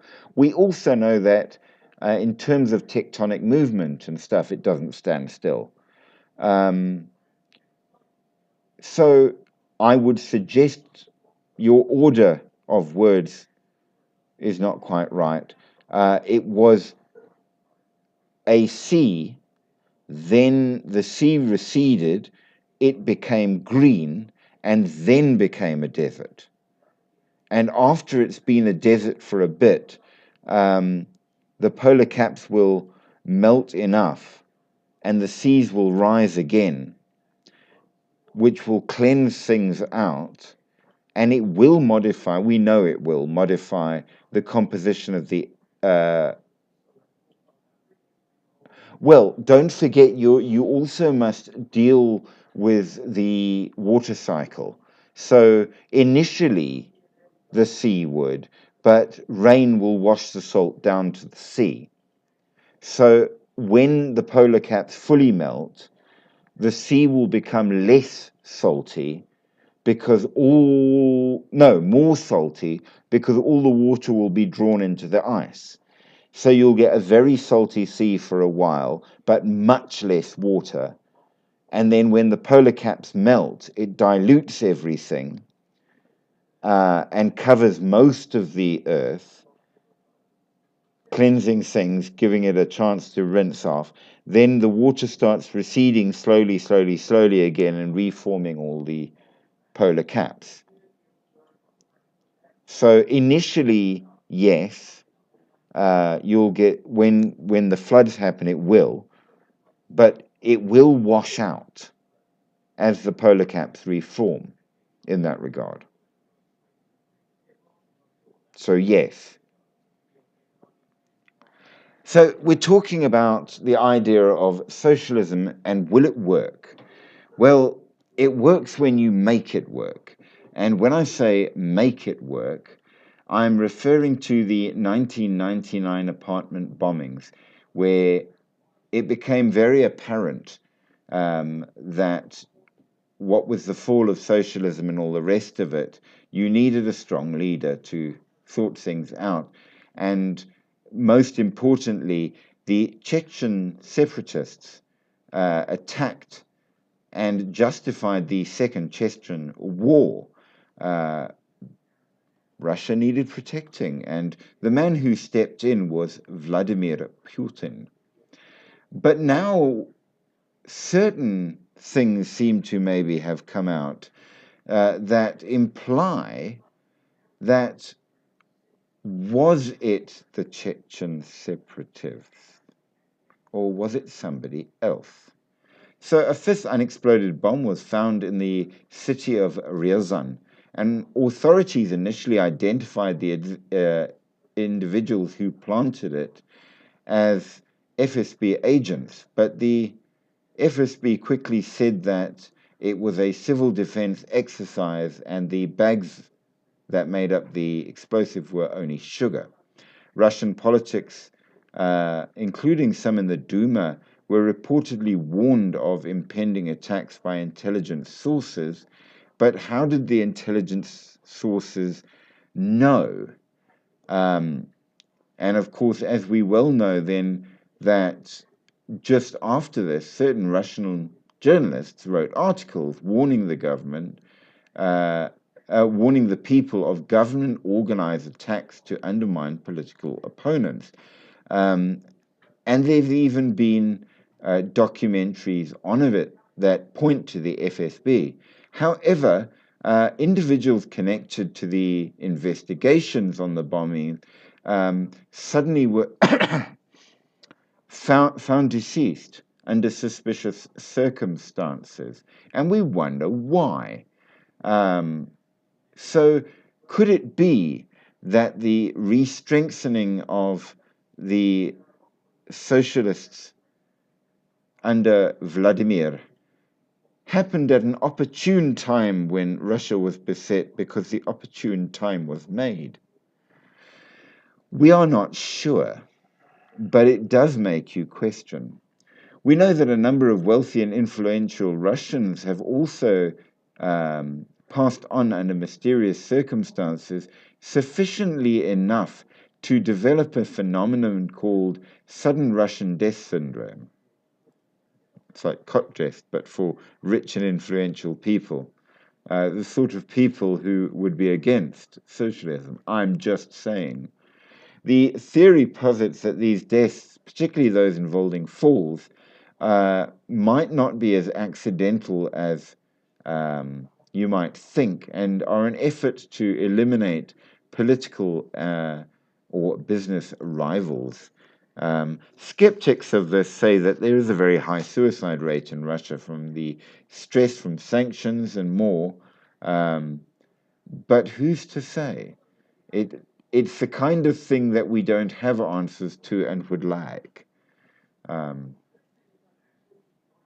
All we know is that the people who would have shouted about it don't shout anymore due to decision.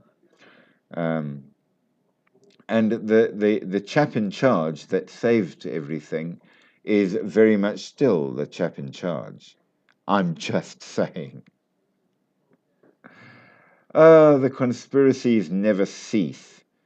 But we have all kinds of moreness to talk about, including the Russian cell phone.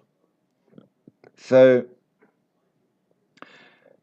they found what has been dubbed the Russian iPhone, a 2,100-year-old phone-like device found in the grave of a woman, in fact, who was clearly highborn and had all sorts of fancy stuff with her. The grave was found in what is known as the Russian Atlantis, the name given to a mountainous region in Siberia that is already covered by water and only appears a few weeks every year.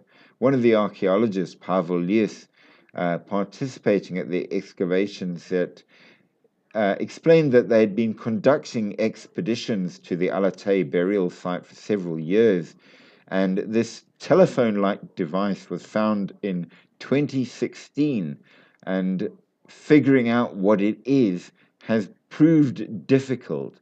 But given that they say that there absolutely cannot be cell phones that old, because after all, we don't have cyclic cycles to the world, it must be some kind of other piece of jewelry.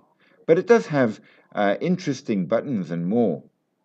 So I shall leave it up to you to decide. They think it's a belt buckle. Is it? Well, Maybe,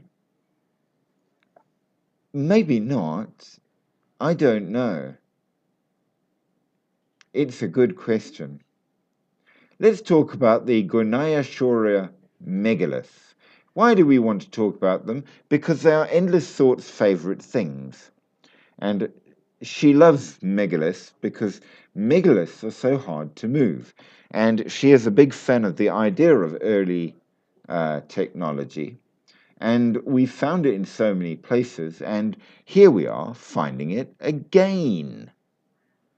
So the Goranashoria megaliths,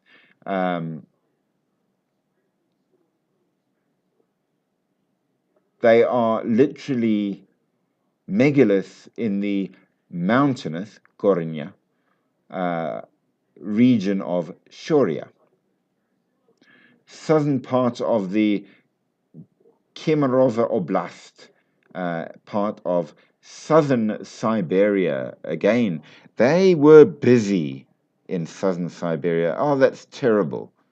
I'm sad for that because she does like her megalith. But I know she said she couldn't really be on tonight, which is sad but necessary, I suppose. So, in this area, these it's a huge building complex. It's very, very clear to me. Okay, it's built. Okay, this is not natural by any manner or form. And these stones are huge. They're about 8 kilometers from the village of Orton. And they're pretty high up at about nearly 4,000 feet, which is pretty cool. Mount Qualium is part of this system made of granite mostly, which is pretty cool. And these, look, they are saying that these megaliths are probably going to be natural formations, but no, that you can see that they're big stone square blocks. The problem with them that makes it difficult for archaeologists to believe that they are not natural is simply because the damn things are so huge and are like, 60 tons ago.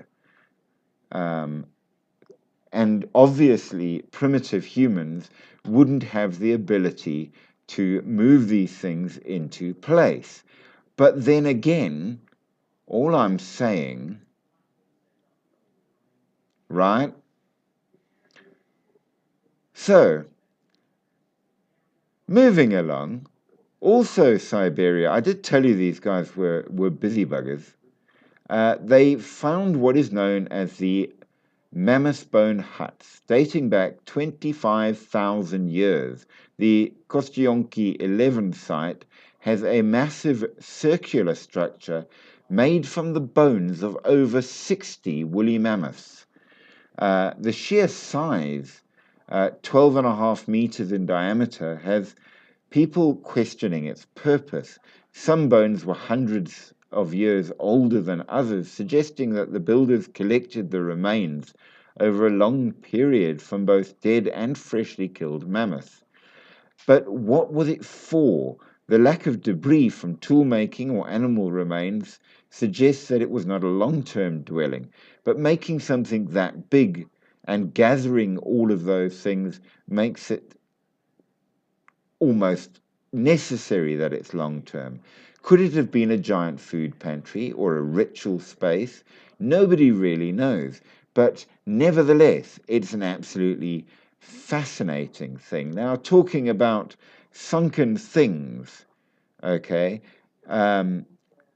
they found a giant lake grave from 8,000 years ago that was built at the bottom of a shallow lake, which implies that at the time it might not have been underwater, but now it is, which again, cyclic world, just throwing it out there. My theory, trademark. But it contained the skulls of 11 people, and 2 of the skulls still had stakes driven through them. Were these early Russian vampires? Why did they feel the need to nail these things down? The other interesting thing is within each skull was a fragment from somebody else's skull. What were they trying to stop? We all know that vampires exist, and they definitely wander around in Russia. So, did we find evidence yet again? Alas, they won't tell us. But the fact that they found it necessary to ritually inter them like this is quite creepy, nevertheless. And on the topic of creepy, because, well, creepy, let's continue with creepy. So, when somebody important dies, we do keep them in state. Absolutely, we do. I mean, we would we not? Important people. Who knows who else? And for that reason, we have all kinds of things in that regard. But did you know that if you go to Lenin's mausoleum in Moscow, you will find the very, very interesting thing that is not how you might think. The mausoleum is one of those buildings that is just built scary. It's stark, cold, inhuman. It's constructivist architecture. And that alone is pretty scary, but if you go inside, you will find the corpse of Lenin. He's in pretty good shape since he is very much dead. But you may be sure he is still there, watching over Mother Russia, for better or for worse. So they say that some of the constructivist type buildings are so bad that while some of the great buildings are amazing, some of them just look evil. Things like the Krestovsky Stadium, which for some reason is always in fog, as is the bridge over the Gauja River in Latvia. And it just makes this incredibly stark bridge very haunted looking. Why would they build such harsh things? Now, here's one that, if you're South African, might sound quite interesting, because we've got the Pontes Tower. And this is considered to be one of the creepiest buildings in South Africa. Similar in many ways to the kind of buildings that they build in this Russian Soviet era constructivist style. And that gives you a kind of idea of what you would expect from this sort of look. Now, other things that are in Russia that are massively creepy is if you ever get the chance to visit the very modern and very nice city of Pripyat. How many have heard of Pripyat? Well, if you didn't know, Pripyat is that place that was next to the power station that we call Chernobyl. And yep, they literally were told, Get up now, get into your car, leave immediately. And people did. So everything is left as it was. Just no people. Toys on the floor, meals on the table, everything just there, and no people. Slowly, slowly rotting away into the mists of time. But apparently, the one thing that's really thriving there are the cats. And the cats never left. And they're doing great, thank you very much. Why? I don't know. City of Pripyat. Now, what other really creepy places can we talk about it? So, there is a place that is the village of Chokroma, a charming little village, and near it, about 8 kilometers from it, is a place that they just call the Abandoned Chamber. Formerly, it was a charming mansion full of life, built in a big village called Ostasevo, which died out in the 20th century due to the rapid urbanization process that the Soviet Union faced. The landlord of the mansion was a rich businessman from St. Petersburg who built it as a present for his second wife, who was an Ostashevo local. The chamber was built in pseudo-Russian style with a mix of Slavic and Byzantine architecture, and beautiful, overly opulent in so many ways, and now completely empty and almost a grave for nothing but the wind. Strange and interesting. Very, very, very creepy. The next interesting place is the maternity hospital. And we all know that hospitals are terrifying. This particular one was built at the end of the 18th century on the territory for participants of the Patriotic War of 1812 against the French army of Napoleon. And initially was a general district hospital. It became a maternity hospital in the second half of the 20th century and closed for reconstruction in 2009.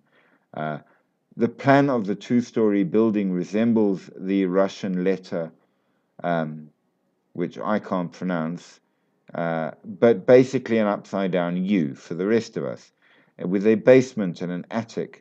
The ceilings are more than 5 meters high, but it's totally abandoned. Very, very clean. But nobody knows why they just said, fine, and left it. It's there. It's in very good shape. But nobody goes in it anymore. Strange and weird and rather cryptic. And in terms of rather cryptic, we see that we've spoken of giants and the remains of giants, but archaeology says there are no giants. But what do the legends say? Well, Siberian and Ural legends say that absolutely you have all kinds of giants. Many of the Caucasian heroes were giants. Southern Siberia again, where all the weird buildings are. We know that there are the 7 giants, which in in the Komi Republic are 42-meter tall stone pillars, which are said as giants frozen in time. And they look pretty human, which is eerie. We know that the Islamic and Slavic states have narratives of all sorts of giants that live in the area. And indeed, in the 10th century, the famous Arab traveler, which they made a movie of that guy because he made it all the way to visit the Vikings, actually, Ibn Faden. And he says he saw the bones of a giant in the Volga, Bulgaria. Another Arab traveler, Abu Hamid al-Garnati, wrote about a living giant that he met. So people have given stories, and we know that the stories that get laughed off and left behind have an annoying habit of turning out to be true. So we can't help but wonder, are any of these stories true? Maybe they are. Maybe they aren't. We have the stories that in the heart of the Siberian tundra, the melting permafrost has unveiled what appears to be the mummified body of a colossal humanoid, still wrapped in furs and adorned with ancient ornaments. Is it real? It was immediately, maybe too immediately, reported as a hoax. But you kind of wonder, is it? Isn't it? Are there things we ought to know? Well, we don't know. What we do know, though, is we keep having events where people say they found something, and then all of a sudden, no, it was a big hoax. It never happened. They were never there. We can't admit to their being there. You start wondering. So once again, our archaeological and architectural examination of a country has thrown up all sorts of suspicious events, strange covers up, and things that don't fit to the accepted timeline. We definitely need to know more about the time. What has happened over history? Is history cyclic? Is there evidence? And if there is, what does it mean for us? Are we going to reach a point and have most of humanity drowned out? It's possible. You never know. History's stories, which we conveniently call mythology, keep telling us that's exactly what happens. It's happened before. It will happen again. It happens all the time. That's what we're told. Did it? Are we being blind to what actually does happen in history? Are there more things out there that we don't know? And because we're not paying attention, we could get to a point where we miss out on key warnings of what is going to happen in the future. And that maybe it's not that it's us doing it, it's natural. And because it's natural, there's not much we can do to stop it. I was watching a very interesting video today on data that's come back from the cameras and what have you that they sent to Mars that says that with effort, there is absolutely a possibility that you could have a human settlement permanently on Mars. You could sustain, you could live there. If that's true, maybe we're going to need to. And if that's true, maybe it's happened before. Maybe out there are things that are evidence that we've left this planet once before to avoid the difficulties of flooding and the extreme cold of an ice age. Maybe that happened. Only we found further issues there that wiped them out. Or maybe they are still there watching us and wondering when the idiots left behind are going to cotton on. Who's to say? It's a difficult one to answer. But it's weird and it's wonderful. And maybe we shall find out more about it. But until then, my friends, we have reached the end. If you have any particular country or culture you would like looked at next, give me a hint. If you have a topic you would like looked at next, give me a hint. I'd love to know more. Let me know. Send me a message. Remember, like, share, subscribe. Do all the good things that keep the channel going, because I rely on you for that. And I appreciate my supporters very, very much. I hope that you've enjoyed tonight and that you will enjoy in the future as well. And until then, I will bid you good night. Sleep deep, sleep sweet, but sleep with one eye open and keep that holy object near at hand, and maybe a baseball bat too, because there are things out there that go bump in the night. And if you're not careful, maybe they'll go bump for you.